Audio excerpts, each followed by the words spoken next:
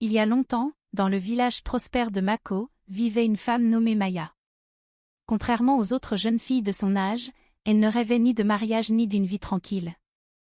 Maya, connue pour sa beauté ensorcelante et son esprit vif, voyait les relations comme des opportunités.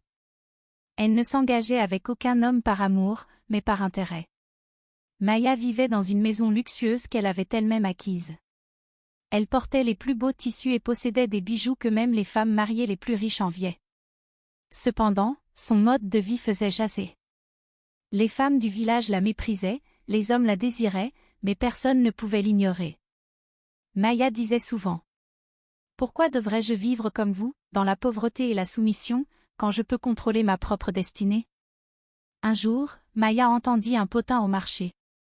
Malik, un riche marchand d'huile de palme connu dans toute la région, venait à Mako pour acheter des hectares de terrain. Ce genre d'homme, Maya n'en avait pas vu depuis longtemps. Il était respecté, influent et surtout, immensément riche. Maya passa plusieurs jours à se préparer. Le matin, elle prenait soin de sa peau avec des produits rares et coûteux. L'après-midi, elle consultait ses informateurs pour connaître les détails sur Malik, où il logerait, combien de temps il resterait et ses habitudes. Le soir, elle s'entraînait à marcher gracieusement dans ses nouvelles robes. Elle voulait être inoubliable. Quand Malik arriva enfin, Maya s'arrangea pour qu'il la croise, par hasard. Elle passa devant lui, la tête haute, sûre d'elle. Malik, qui avait vu de nombreuses belles femmes, fut captivé. Il s'approcha et l'invita à discuter. Mais Maya joua la carte du mystère, prétextant qu'elle était trop occupée ce soir-là.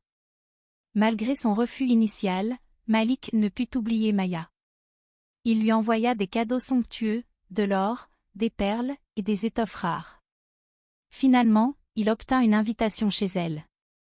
Là, Maya le reçut dans un décor luxueux, son sourire suffisant pour le faire se sentir comme l'homme le plus chanceux du monde. Ils passèrent plusieurs nuits ensemble, et chaque jour, Malik la couvrait de présents. Maya se félicitait de son succès. « Je suis une reine. Les hommes font la queue pour moi, et je choisis ceux qui enrichiront ma vie. » Mais elle ignorait un détail crucial, Malik avait 3 épouses jalouses, et elle ne tolérait aucune rivale. De retour chez lui, Malik ne put s'empêcher de parler de Maya. Ses gardes rapportèrent les moindres détails à ses femmes. Furieuses, elles décidèrent d'agir pour protéger leur position et celle de leurs enfants. Elles rassemblèrent des hommes forts et se rendirent à Mako, déterminées à donner une leçon à Maya. En arrivant au village, elles demandèrent aux habitants où la trouver. Une femme, jalouse de Maya parce qu'elle avait séduit son mari par le passé, les conduisit directement à elle. Maya se promenait sur la place du marché, insouciante, lorsqu'elles l'attaquèrent. Les épouses brandirent des fouets et la battirent publiquement, tout en la couvrant d'insultes. « Tu penses pouvoir voler notre mari ? Tu n'es qu'une opportuniste. » Les hommes du village, intimidés par la force des gardes, détournèrent les yeux.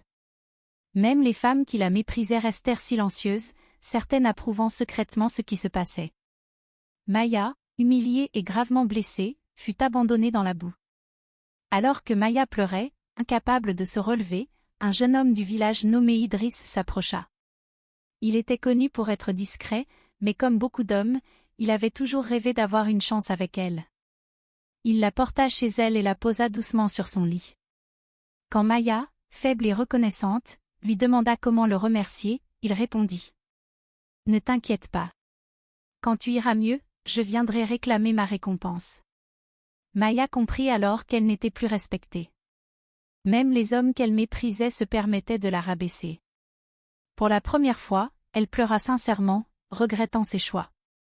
Pendant des semaines, Maya resta recluse, se remettant de ses blessures. Elle réfléchit à sa vie. Est-ce que tout cela valait la peine? J'ai sacrifié ma dignité, mon respect, et ma paix pour quelques richesses. Elle décida d'utiliser son argent pour investir dans un commerce et mener une vie plus honorable. Malik revint au village, inquiet après avoir appris ce qui était arrivé à Maya. Il vint la voir et, malgré sa promesse de changer, Maya fut touchée par ses excuses. Il lui proposa de l'épouser, promettant de la protéger de ses épouses. Maya hésita, mais l'idée de ne plus jamais manquer de rien la séduisit.